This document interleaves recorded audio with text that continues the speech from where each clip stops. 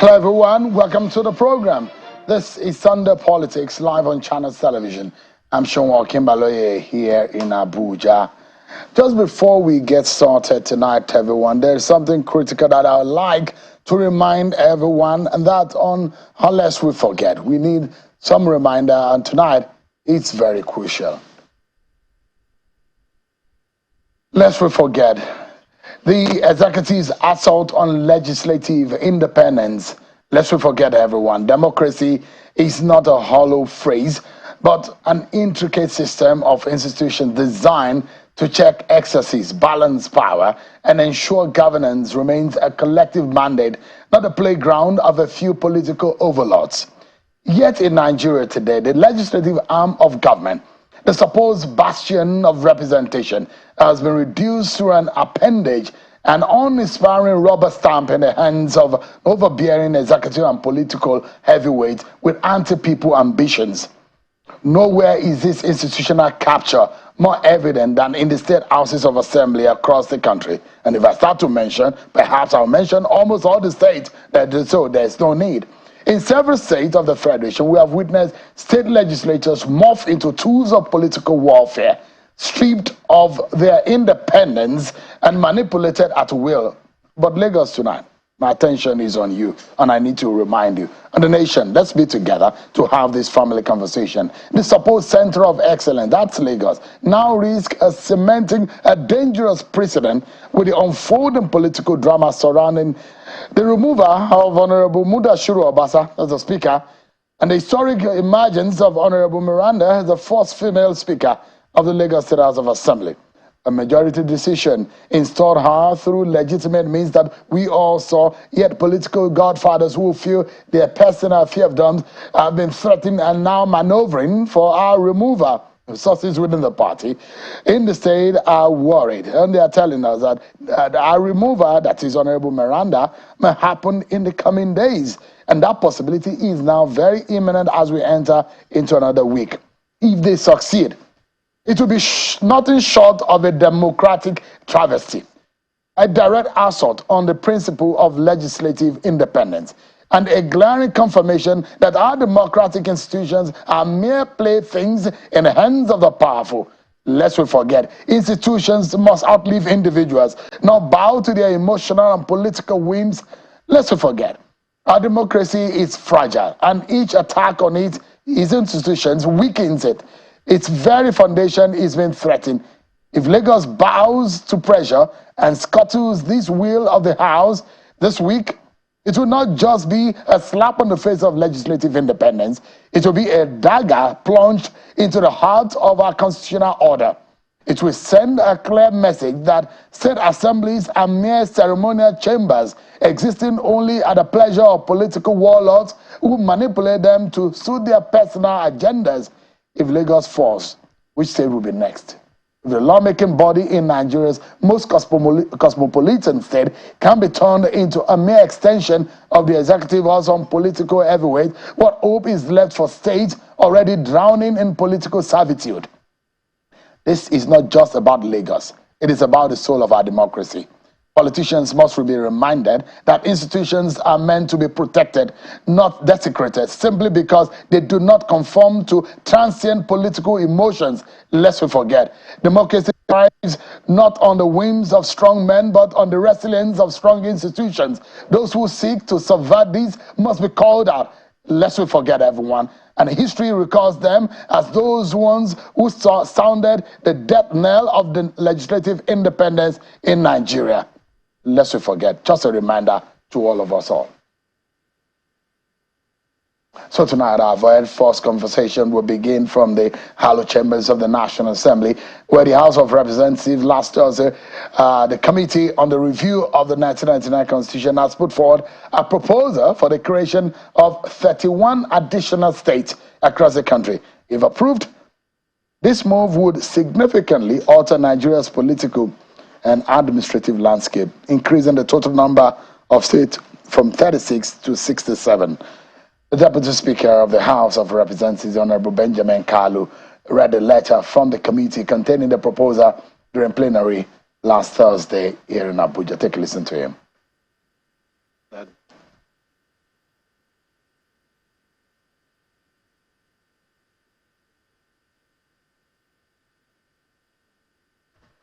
This is to inform members of the House of Representatives Committee on the review of the Constitution, that the House of Representative Committee on the review of the Constitution of Nigeria 1999 as authored has received legislative proposals for the creation of states and local government areas in the following order.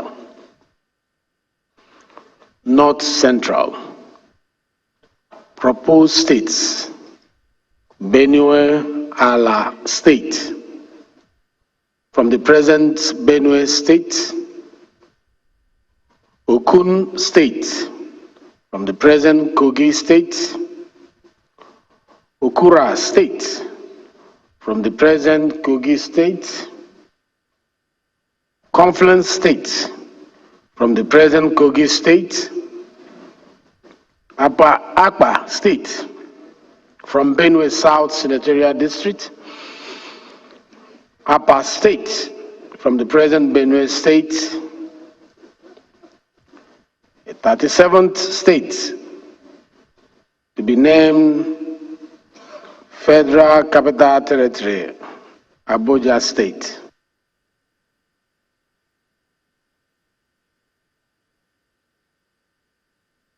That's a portion of the statement when the Deputy Speaker read that motion on the floor. So don't forget that the process of amending the Constitution is ongoing for the life of these present National Assembly. Let's get some legal point of view on this. What does this mean?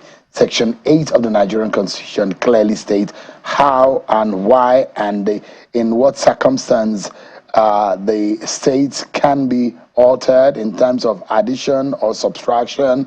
And there will be those who will be asking the question, since 1999, when we've had 36 states, why has it been so difficult to even add one local government? That section is so rigid, so important. And if it's going to be altered, the Constitution, as you see on your screen, talks about creation of state and local government in Section 8 of the Nigerian Constitution. Let's get some sound legal perspectives on this. I'm being joined by Senior Advocate of Nigeria, Mr. Muiz Banere, who is live for us from Lagos. Thank you so much, Mr. Banere, for joining us tonight on the program.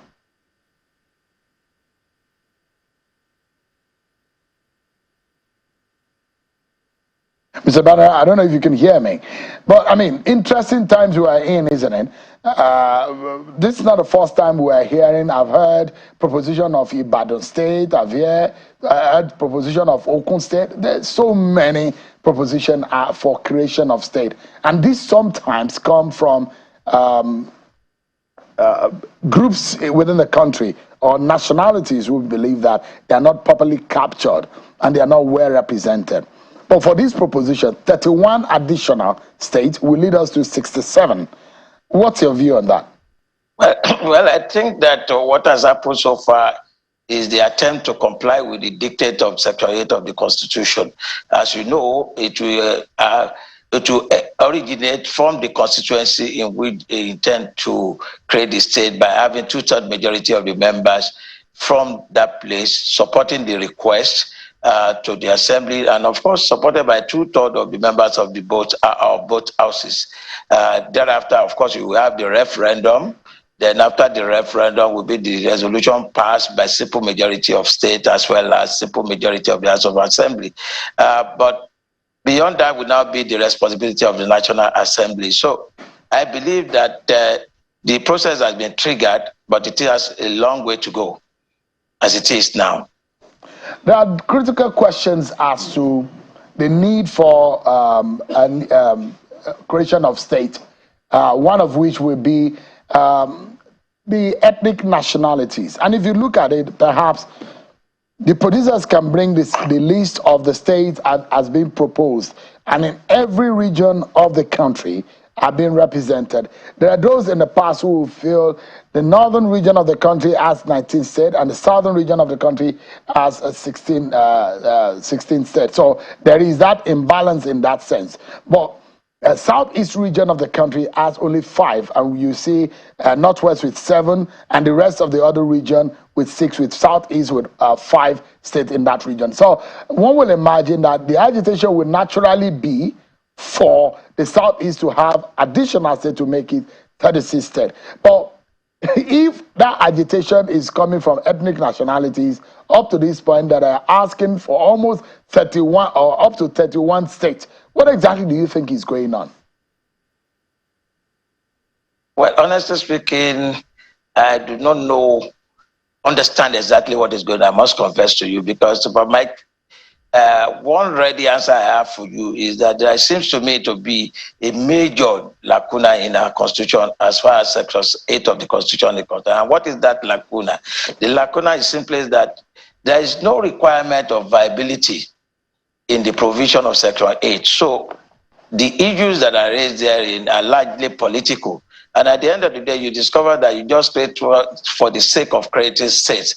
And the reality of the matter is that if you are talking about ethnic nationality, I'm not too sure that even the proposition we have on hand now is reflective of the ethnic nationality demand.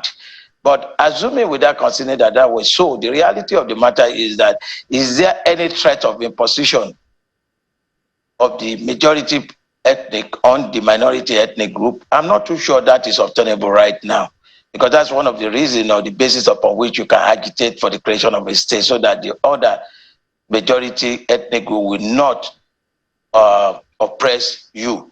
But that, to a large extent, is lacking presently, because there are so many constitutional safeguards already in our constitution, to the extent that an Igbo man, for example, from the eastern part of the country can come to a place like Lagos or your state or True State and come and contest election. There is no constitutional inhibition. And that shows you the kind of liberty that is enjoyable by each and everybody that is a Nigerian. And beyond that, the other argument that can be canvassed is to say that you want to bring development to the grassroots. But of course, we have, because they have the local government, they are already doing that. In fact, we have so many local government now that are unimpactful. So also so many states that are non-viable and unimpactful. So for me, it shouldn't be the next item on our agenda in the country. So it's a misplaced priority. Thank you. So you think that creation of states is not necessary at this point in our national life? Absolutely. Absolutely. No doubt. In fact, if there is anything, if there is a possibility of realignment of the state in order to reduce them, that most likely will be the solution. Of course, you know that for some time now, some of us has been talking, and I know since 2012 or thereabout, the Horizon 8 report has been talking about the cost of governance. The cost of governance itself is weighing down the country, and there's no way we can protect without reducing the cost of governance in the country. And right now, what we are going to be experiencing is the ballooning of the same situation, the precarious situation we have found ourselves. So it's something that I believe that honestly is totally unnecessary and unwarranted and not justifiable at all. So I would like to ask you, if you say that is unwarranted, I'll break it down into different areas of concern. One, is it economical or economic reasons for which you think that it is not viable?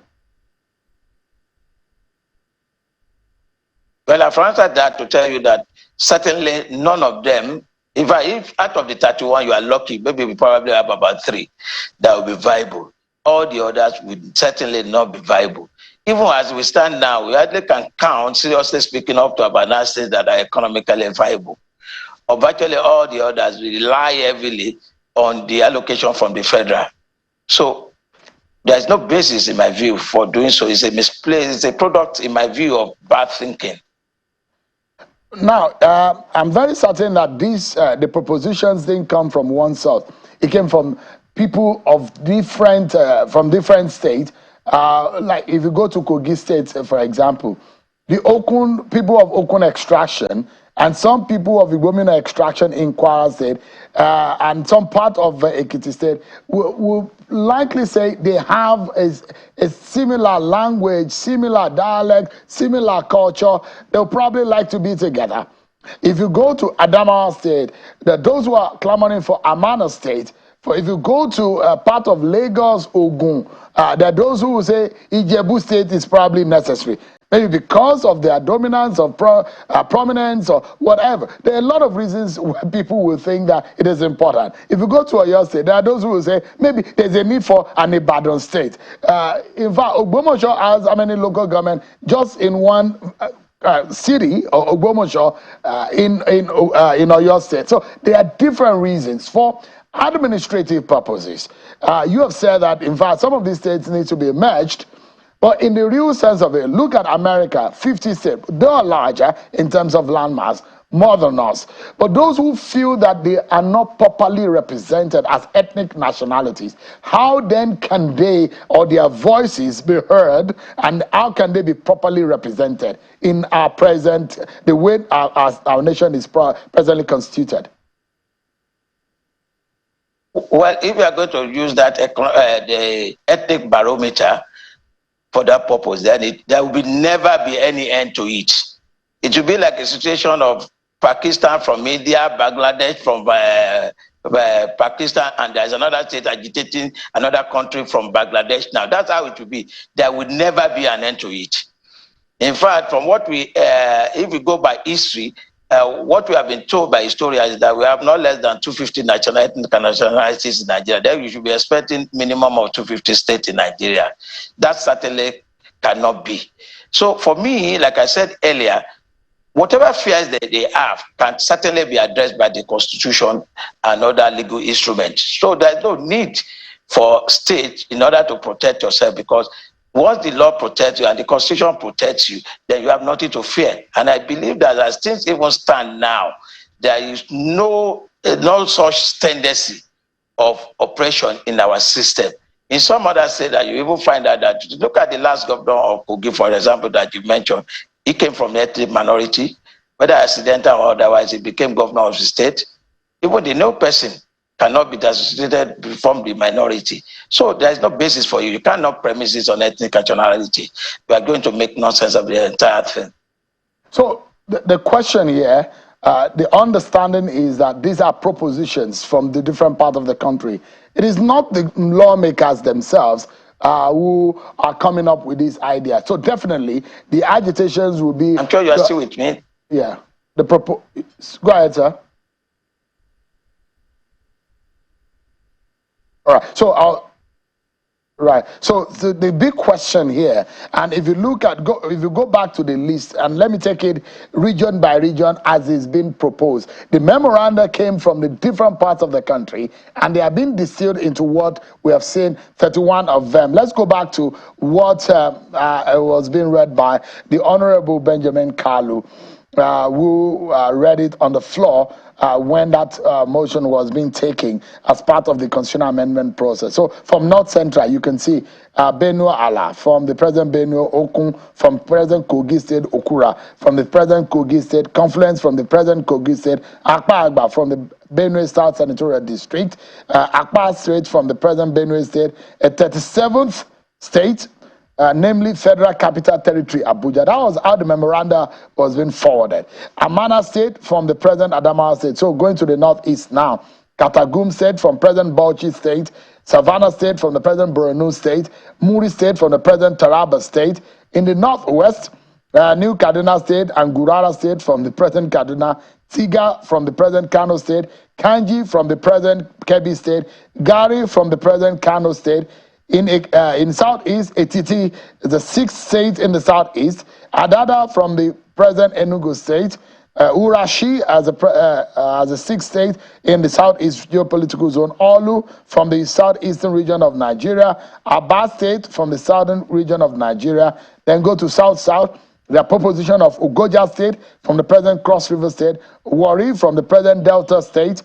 Bori from the present River State, Obolo from the present Rivers and Akwa Ibom State. And lastly, the Southwest, Torebe from the present Delta, Edo and Ondo State, Ibadan from the present Oyo State, Lagoon from the present Lagos State, Ijebu from the present Ogun State, Lagoon from the present Lagos State and Ogun State, Ife, Ijesha from the present Oyo State, Okeogun from the present day Ogun, Oyo, and Ogun State. A long list indeed.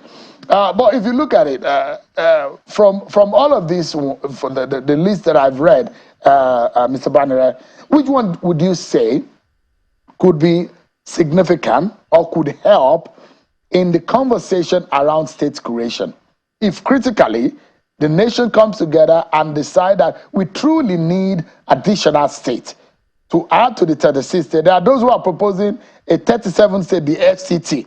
There are those who say, oh, we are ripe for an Ibadan state, a Lagoon state, from present-day Lagos, Oyo, and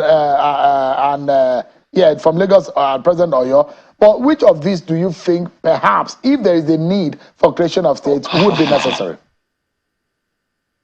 Well, let me just tell you outrightly, I'm not inclined at all towards the creation of another state. In fact, I have this radical view that we should be thinking of regionalization.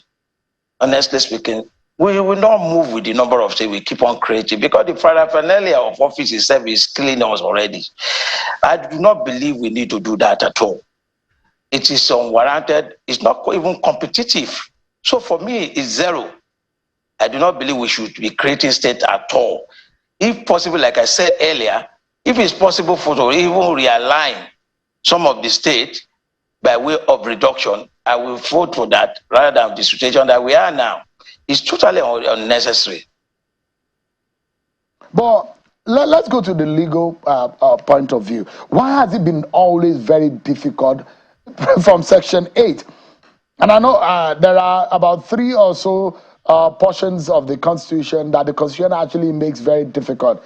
The NYSC, the Police Act, and there are a few areas that poses difficulty in amendment. But for states, it's difficult for us to add extra state, even local government. Why does the Constitution make it that difficult, or the framers make it that difficult? Well, I'm not too sure it's so much about the Constitution. It's extremely a political issue. It's a sensitive issue, as you know. Like you rightly said earlier, by the time we even scale the initial audios and get to the region of balancing, you will see that there will be no unanimity in terms of the approval. The good news is that at those levels of the House of Representatives, of the Senate, you will require a minimum of 2/3. Even at the initial day, you require 2/3. It's not something that you can put through easily. And it's necessary. Otherwise, politically, let me tell you, an average politician will want to certainly dance to the tune of his constituents. If they say they want anything, he wants to do it, even if he's not convinced about it. So by putting those, what I would call, in quote, stumbling block, I think it makes it a bit rational, although not totally, like I said. I would have expected, for example, that would be a requirement of viability. If something is not viable, why are you creating it? It's meaningless. So for me, there is still that gap. In fact, that is what actually we should first and foremost amend by way of inclusion. If we put that there and we now test it to say, is this state even viable? What we want to do, show us, demonstrate to us how viable it is. If it is viable, fine, we go ahead. But if otherwise, why are we then multiplying the evils? That would be my own response to that. So it's not so much about, if you don't make it like that, and even like I said, as it is now, it's not stringent enough. We still need to put that threshold of economic viability in the requirement, so that at the end of the day, it will not be simply a political question. So, I mean, the processes are very, very stringent, like you said. The request has to be supported by at least 2/3 majority of members representing the area demanding the creation of the new state in each of the following, namely the Senate and the House of Reps, the House of Assembly in respect of the area, and the local government councils in respect of the area is received by the National Assembly. It goes on, and a long list of how Section 8 want it to look like and how the process is. Perhaps the reason why we have not had a single local government added or altered or removed or even amended since 1999, and one single state been added since then. But one thing that comes to mind right here in the constitutional amendment process, Dr. Banere, is what we need to drive economic development in our nation. And you will hear that the Bola Tinubu administration says it wants to make radical policy reforms. But from the constitutional point of view, If you say that state creation is not viable, it doesn't give us the economic reasoning to be able to move forward as a people. What, in your own thinking, Leonard Sik, is important for the lawmakers and the drafters or the reviewers of our constitution to take cognizance of, to help us to drive economic and national development at this time? Well, the fundamental one, as I said, is the cost of governance. There is no way you can't be running an economy with over 60% recurrent, and you think that the economy will grow. It can't grow. Certainly, for where we are in this country, we need a minimum of 70% capital exposure in terms of our budgeting for moving the country forward. But currently, what I will expect the National Assembly to be able to be doing is rationalizing the agencies much more beyond where Orosoye put it. If you look at the Orosoye report, he identified several of them that needs to be scrapped, so many that needs to be merged, and so on and so forth. We have not implemented it to date. That is what should be their business now, what should concern them now.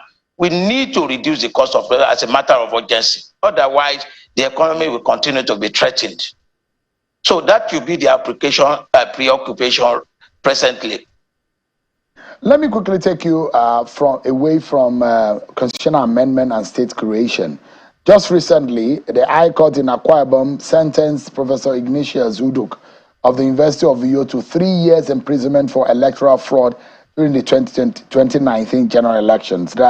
In fact, on the floor of the Senate, there was a proposition from the presidency to the National Assembly for the removal of 3 resident electoral commissioners, one in Adamawa and Sokoto and one other state, based on the past election and their conduct.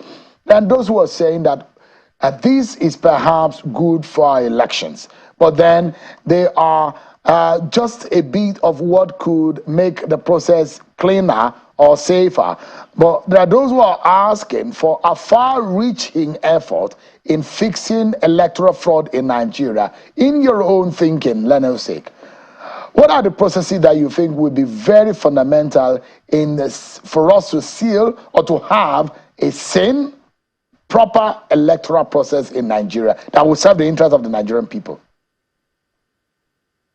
Well, we probably need the whole day to discuss that, but let me just think first and foremost is to start with the internal democracy. We need to strengthen the internal democracy of the political parties, and to do this, there is a need for us to even allow independent candidature. That is part of what should preoccupy the National Assembly as a matter of urgency. Let's allow independent candidates. That will be an antidote to the imposition in the various political parties. That's number one. Number two, again, you probably will have to start considering option 4, like was used in the 1990 election during the MKO days. That will probably we need to have a return to. I'm not too comfortable because we are trying technology. Because technology has been consistently failing us in recent times. We have not really enjoyed the benefits of technology as they have made us to believe that we enjoy. You saw all that happened during the last election, as far as most of the technologies that were claimed to have been brought on board. The reality is that it's not doing us so much favor. For me, I'm not an apostle of awesome importation of foreign ideas into our electoral system. We need to sit down and calibrate what suits us, what will work for us. For example, when Electoral was adopted that time, everybody saw immediately you will know the outcome of your result. How many election petitions did you see during that period compared to what we have now? So this is something, so far as the process is not transparent, that is a challenge. We need to liberate the space in a manner that everybody will be able to perceive what is going on and we will be able to follow it. I think that is fundamental equally. Thirdly, again, is that although there was an attempt by way of legislation to regulate the funding of political campaigns, that has really not worked at all. Again, this is where we need to strengthen our legislation and our institution, particularly the EFCC of this world, the Department of State Security, and a lot of them, if genuinely they will carry out their work without bias, I think they should be able to help the system in this regard, because money is part of what biases the process for us at the same time.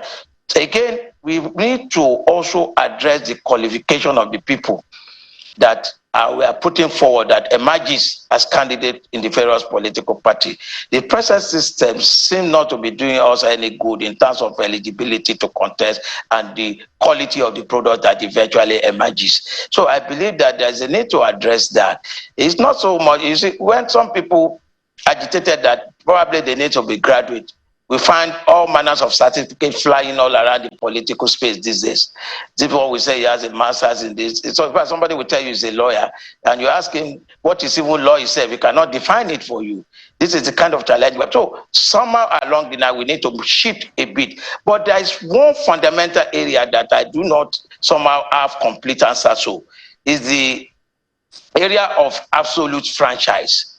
I'm not too sure that this absolute franchise will continue to help us. There's a need to put threshold and make people stakeholders in the electoral process. A situation where a majority of the potential voters see their votes or their franchise as merchandise, and they sell it all over the whole place. Of course, it's not good for our system.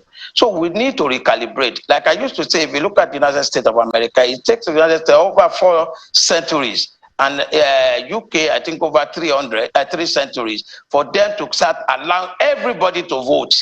There were certain criteria from time to time and at different times that were applied in order to ensure that people get matured enough and appreciate the importance of their vote before they can vote. But right now, so many people, in fact, majority of the people that vote in Nigeria or exercise this franchise in Nigeria do not even know the rationale behind it. They don't know why they are voting. They don't know who they are voting for. They don't even know the outcome of it. So not until we are able to connect, to establish a nexus between the lives of the voter and the voting they are doing or the franchise they are exercising, that is when we probably will start getting it right. But right now, I tell you for free, most of the people that determine the leadership of the Nigeria are people that do not even know the basis upon which they are exercising those franchises. So as a matter of fact, the conversation must start as to whether we should continue to entertain this absolute franchise or otherwise. And if we are not going to entertain it, what are the criteria, what are the qualifications, what is the threshold we are going to set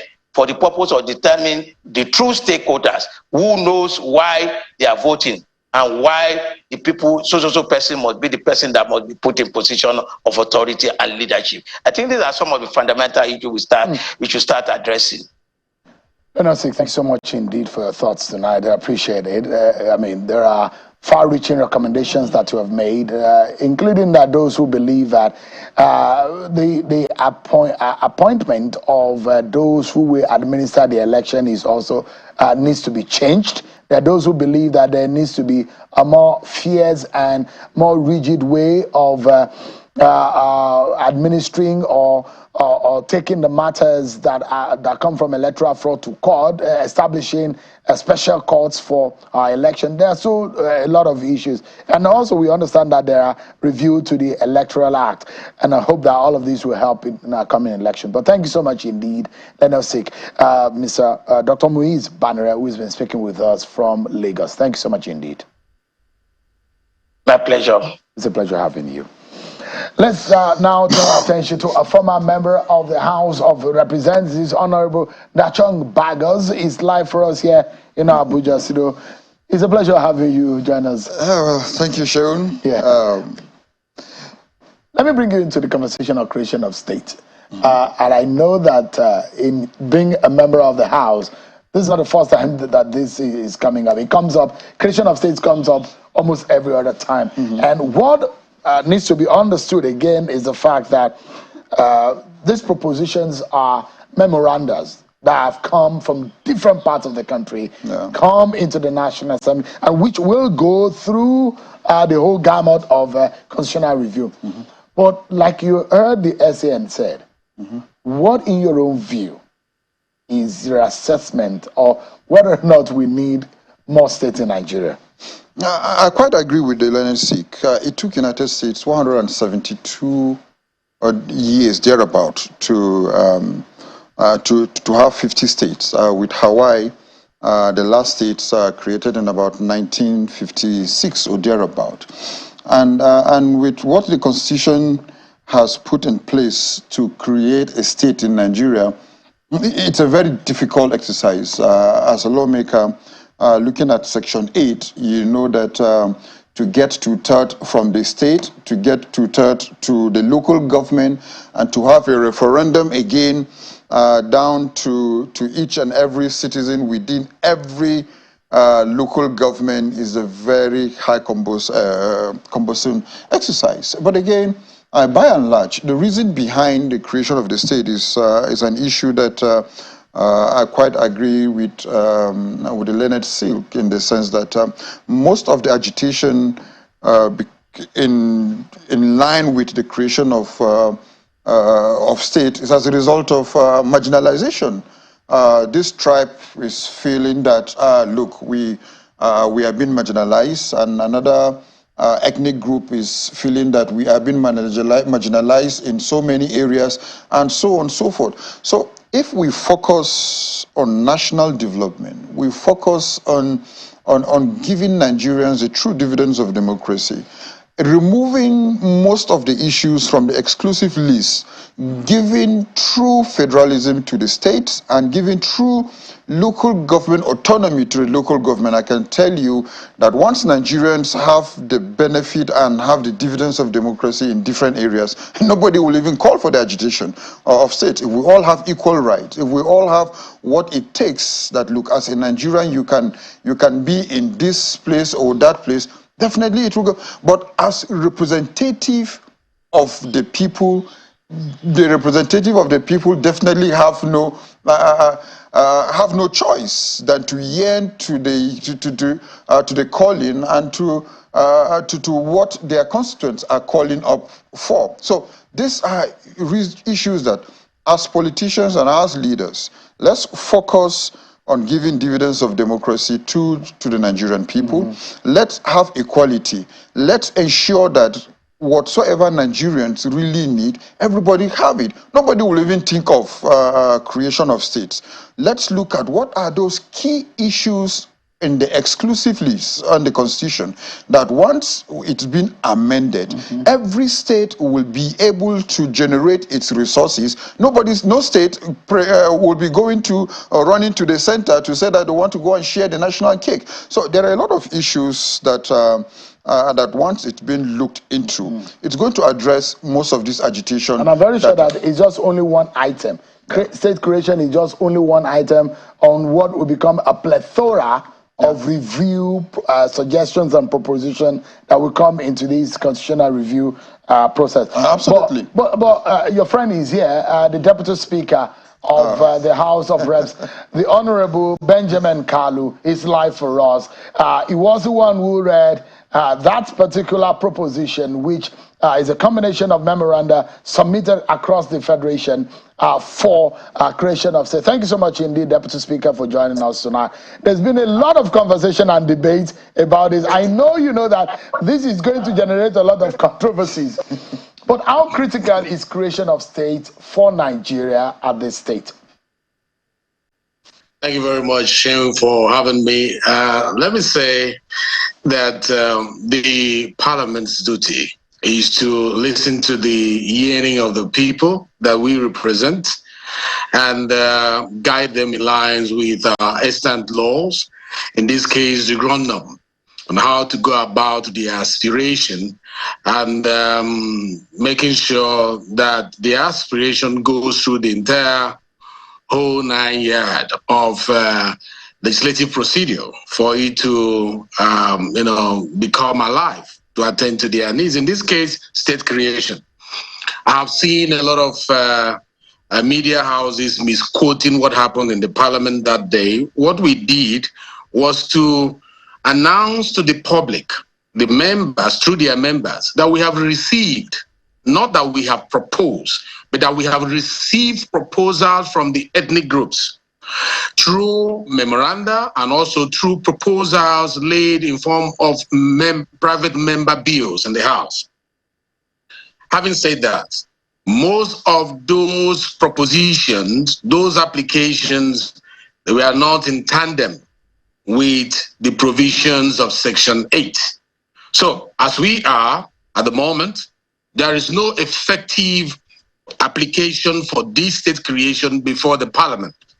But to cure the gaps existing in their application, we have been magnanimous to extend the time that we had given to them when we called for memoranda by giving extra 30 days for those who want the state creation to be carried out to comply with the procedures laid down by Section 8 of our Constitution.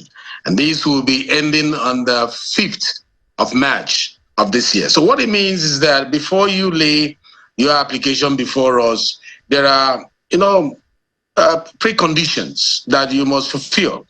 The referendum must be signed by 2/3 of the state houses of assembly, local government, members of the parliaments who are in support, both in the Senate and the House of Reps. Then you present it. So it's about time for people to, work hard within the 30 days and bring us an effective application before us. Now, when you talk about how critical is it for us to have state creation? You know that, just like my friend there pointed out, that most people looking for having the sense of belonging in the country, and I think the way they can have that is by having a state they call their own. Other people are looking for the dividends of democracy, and they feel the way they will have it trickle down to the grassroots will be through state creation. I'll say yes and no because I'm an unbiased umpire. As the chairman of the committee, I cannot take any side. We will only guide based on what have been proposed and for members to make their contribution. But I would say that this administration has been very conscious about development that will trickle down to the grassroots, and that is why if you watch the space, you see what the president is doing with development commissions. He's trying to make sure that the 6 geopolitical zones of the country receive a development agency that will attend to the needs of the people in those areas. So whether there is state creation or not, there is a platform created by this administration to make sure that from the federation account, we can attend to the needs of our people. But having said that, for national cohesion, for national loyalty, for equity, for fairness, if we created 6 geopolitical zones and there is a lopsidedness in that number of states across those geopolitical zones, the question is, should we balance it? Should we not balance it? And what other indices should we look at in creating states? I had somebody speak about viability. I don't think it's about viability. Alone. It should be same people staying together. It should be, we should look beyond economic viability, because I know when states are created and they focus on their comparative advantages, I can assure you that they will find a way of making sure they survive as a state. But having said that, regionalism is another key that we should look at. Is it proper for us to come as state every time to the national pocket to take from federation account and go back to the rural areas and divide among the states? For me, it does not work. But what can I say? I'm just a presiding officer. What's important is that every region should look at their areas of strength and begin to see how to leverage it to add to the national strength. The era of always running to the center, collect and go, I don't think is going to work for us. What worked for us before was regionalism, and we got from where we are to where we are today. From where we were to where we are today. Where we are today is not really healthy in national development.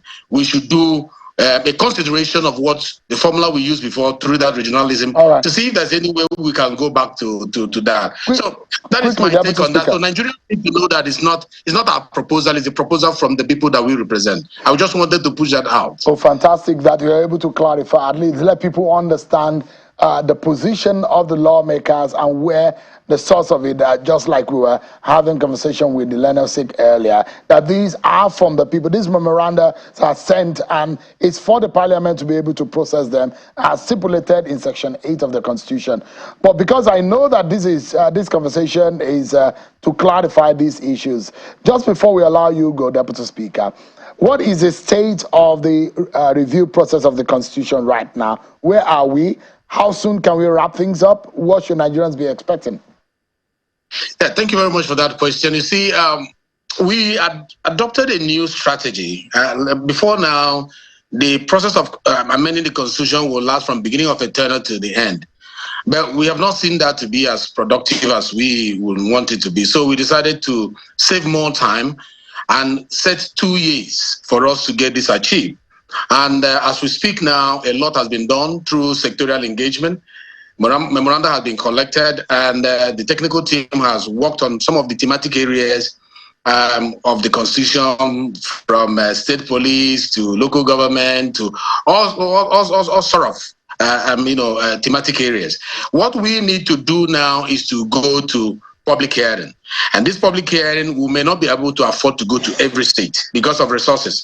But we have decided to go to all geopolitical zones, at least 2 states in each political zone. And we have cooperation, from the governors. The governors are really supporting the effort that we are making. In fact, all the governors wanted us to come to their state to engage with their people.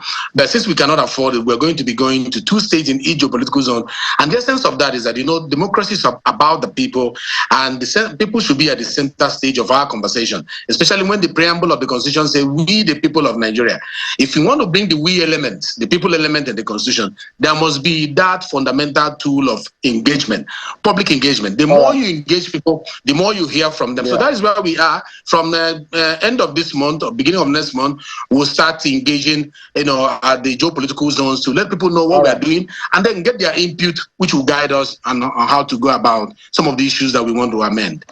The Honorable Deputy Speaker of the House of Representatives, Honorable Benjamin Kalu, thank you so much indeed for your time. I know we still have conversation, a lot of them, as items upon items come up in the constitutional review process. Thank you so much, and I wish you the very best.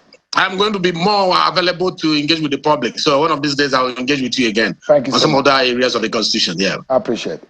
Thank you so much indeed. Thank you. Honorable Bagos, you heard what the Deputy Speaker said. Absolutely. And I think it rests the case, and we'll be hoping to see how the Nigerian people, as stipulated in the Constitution, will receive it. One area that also caught my attention, you are from the North Central. There is now a North Central Development Commission. Do we also need this Development Commission? Well, I think the Development Commission, to me, is a very big welcome idea, and it's a big kudos to the 10th Assembly and to the present administration, because the Development Commission has taken us memory lane that, look, there was once upon a time a regional government. So it's an opportunity for all the governors to come together to look at how can we be able to utilize the Development Commission that the government at the center has been able to give every region this Development Commission. So it's a very welcome idea.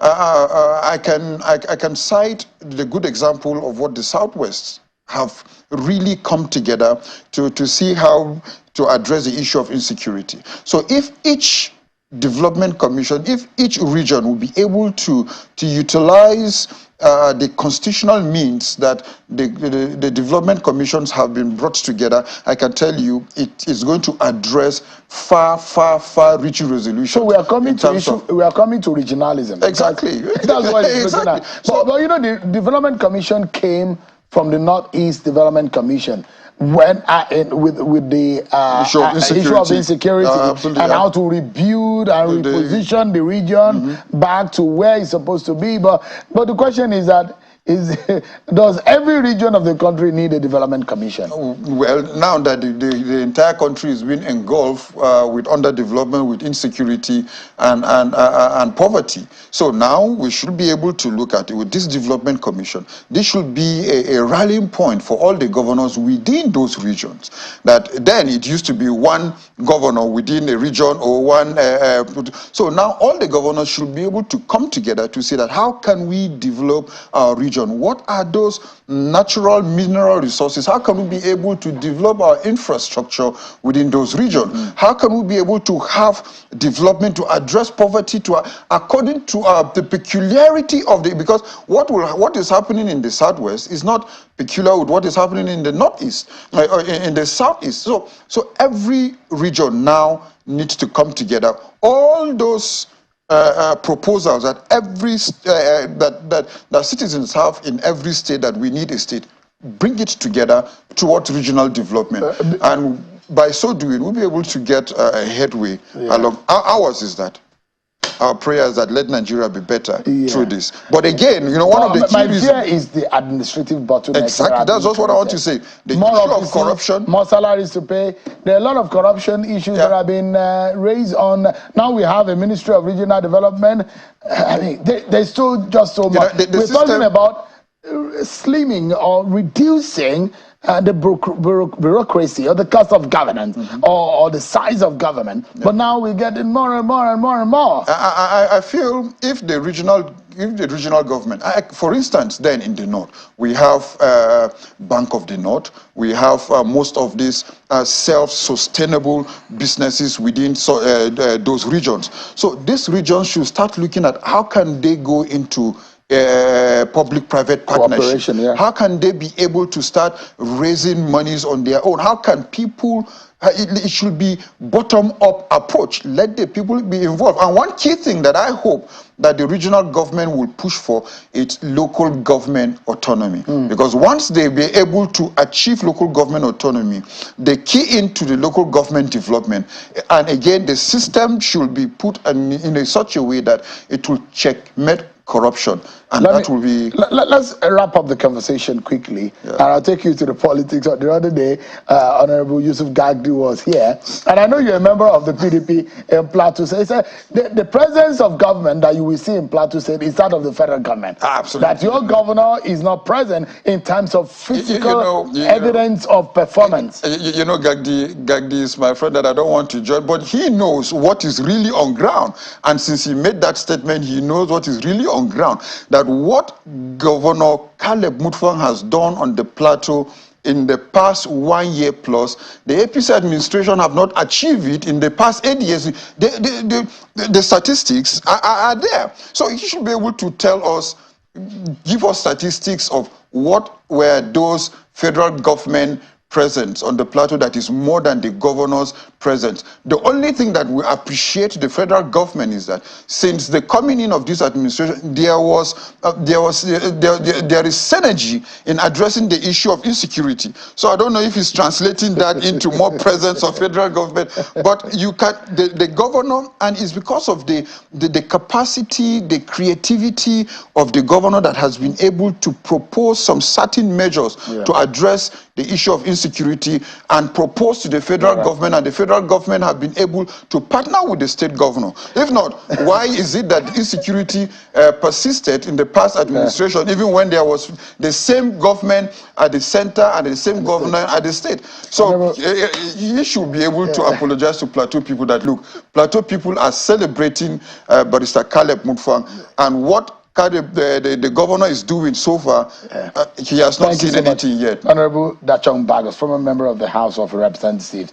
But quickly, just before we close the program, we need to let you know a statement coming from the FCCPC that there is an outcome of the judgment of court saying that it has affirmed the regulatory authority of the FCCPC in the telecommunications sector.